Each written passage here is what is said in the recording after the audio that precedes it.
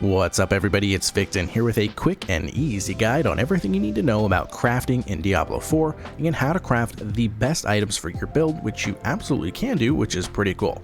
So disclaimer, this is an open beta, so things might change. I don't think they will, but if they do change, I'm going to update the title of this video, and at the very end I'm going to put something like out of date. Now before we get going, if you enjoyed this video, hit that like and subscribe button to the channel if you're interested in seeing more guides just like this one. I'm going to actually be doing a ton of D4 content coming up. So yeah, without further ado, let's hop straight into the guide. Okay, so step one is you're going to find a rare item that has at least 2 of your top stats that's on a base item that you do want to use. So for example here, we're just going to use this amulet. It's nothing crazy for my build, but I wanted something to use for this guide. So we're going to pretend that minion attack speed and damage reduction from close enemies is like the best 2 stats for my build. And I'm like, wow, I want to use this. And let's pretend that that third one there is like a terrible stat that has nothing to do with our build, but that's okay because we're actually going to get that away and we're going to put on a good third stat for us. In order to do that, we're going to come over to this guy right here, the Occultist.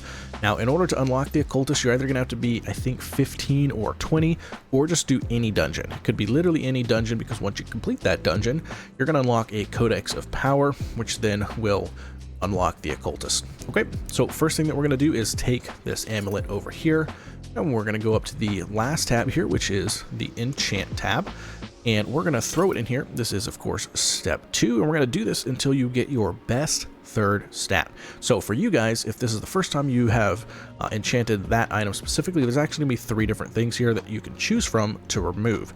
So in this case, it would be mini attack speed, damage reduction from close enemies, and then +1 to rank of all corpse skills, and you would pick which one of those 3 you want to enchant and hopefully get a better stat. So for us, it's +1 rank of corpse skills because I've already done it a couple times. And to note about the whole doing it a couple times, do note that the gold does go up by about 10,000 each time you've enchanted it. So as you can tell, this is the 5th time that I've enchanted mine, so it's pretty expensive at this point. So I'm actually not going to do it, but I'm going to show you how to do it, right? Also note that you have to use veiled crystals in order to enchant this. How you get veiled crystals is you're going to go to the armor smith and you're going to salvage any rare gear, right? So you would pretend like this is a poopy item, we're going to go there and we're going to salvage it, and it's going to be a couple different crafting materials, including veiled crystals. And it's only 1 and then some gold, right? So you're going to go here, you're going to click enchant, and it's going to give you 3 options to choose from. It's going to give you actually 2 options, and then the third option will be do nothing, basically keep the exact same thing. So, and then you would select it, you would hit enchant, and let's pretend that we just did that. I don't want to waste that gold. Let's pretend we did that, and this is what it came out as, +1 to rank all corpse skills. Fantastic. So now we're at this spot. So step 3 is going to be adding a socket onto your item. So I'll show you how to do that. Even though this one already came with a socket, I got lucky. Some of them do not come with sockets, so how are you going to put a socket on?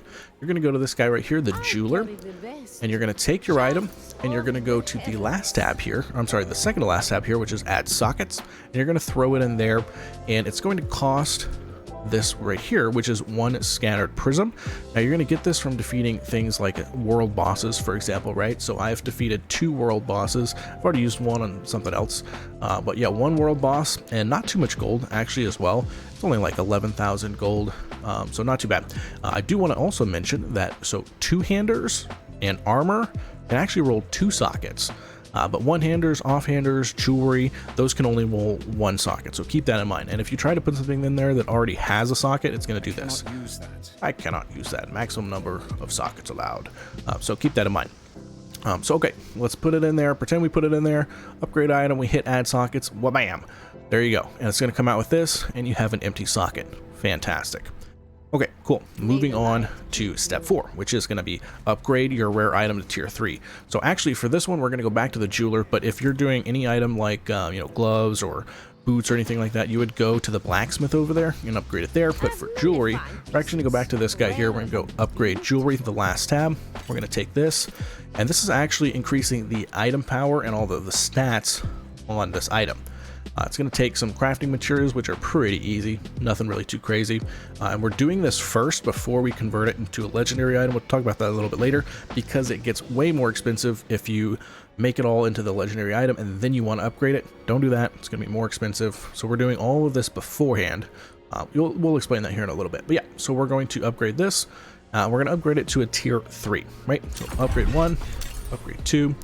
And so there you go. We are now a item level 3 of 3.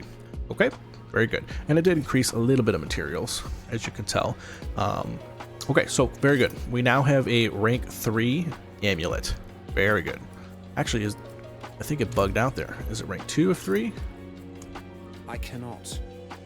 Wait, let's go back here. There we go. Okay, item fully upgraded. Now we have this rank 3. That was weird. Okay, so from there, we're going to go to step 5, which is we're going to extract a legendary aspect of desired mod, or we're going to unlock that aspect via the Codex of Power. So let me show you that. We'll look at the Codex of Power first. So what a Codex of Power is you actually get these from doing one of two things. You could either complete a dungeon, like for example this one here is right unlocked by completing this dungeon, or there's certain things like you have to progress in the campaign. So like this one, progress through the campaign to unlock. One thing to note though is that when you unlock these Codexes of Power, it's actually going to be the lowest rolled possible that you can get for that item. So let me see if I can give you an example here. You can also click this to only show my class, which is pretty cool. There's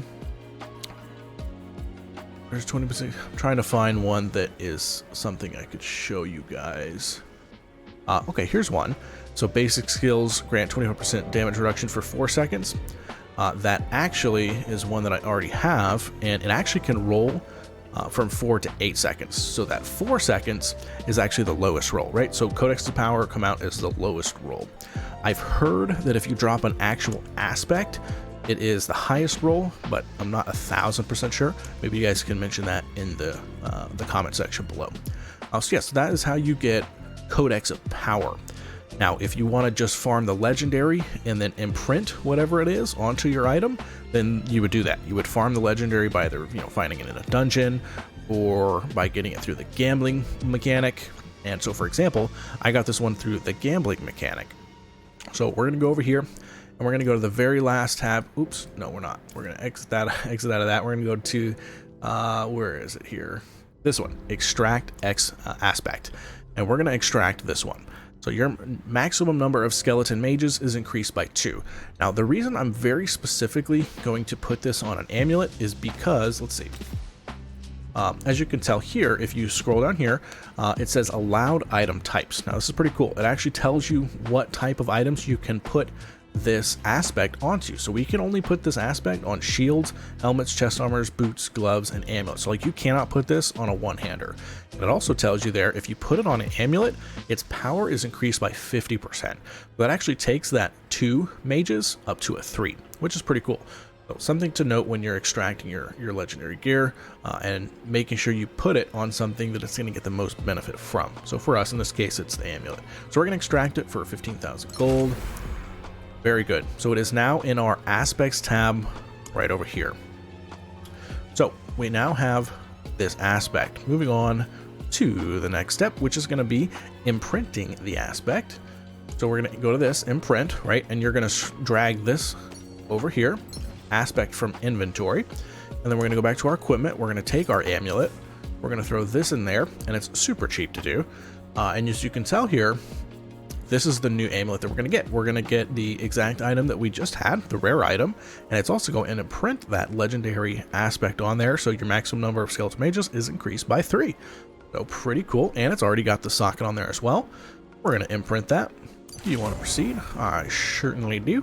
And then now, the last step that we can do with this, as you can tell there, the item level went from 3 of 3 to 3 of 4. So we could, I don't think I have enough gold for it, but you could go back to wherever you're going to upgrade it, whether that be the blacksmith or the jeweler. In our case here, we're going to the jeweler, and then we're going to upgrade it one more time. I probably don't have enough gold. No, I do not.